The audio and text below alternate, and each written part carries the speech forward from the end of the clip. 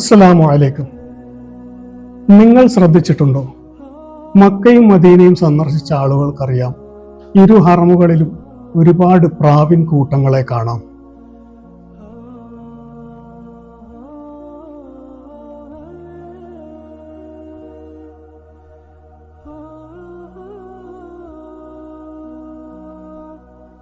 പ്രാവുകളും പള്ളികളും തമ്മിലുള്ള ബന്ധം ലോകത്തെല്ലായിടത്തും നൂറ്റാണ്ടുകളായി തുടർന്നു വരുന്നതാണ്.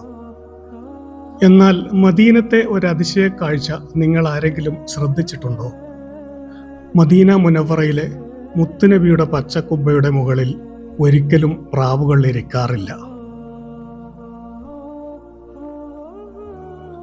മദീന പള്ളിയിൽ നിന്ന് 150 മീറ്റർ മാത്രം അകലെയുള്ള മസ്ജിദ് അബൂബക്കർ സിദ്ദീഖിന്റെ മിനാരം നോക്കൂ. നൂറുകണക്കായ പ്രാവുകൾ ഇവിടെ തമ്പടിച്ചിരിക്കുന്നു.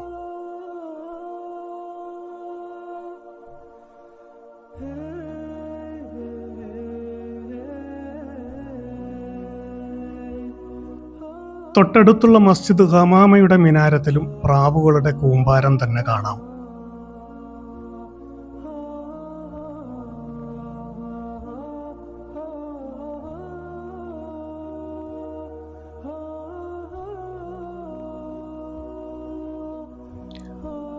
എന്നാൽ മുത്തുനബിയുടെ പച്ചക്കുബ്ബയുടെ മുകളിൽ മാത്രം പ്രാവുകൾ ഒരിക്കലും ഇരിക്കാറില്ല.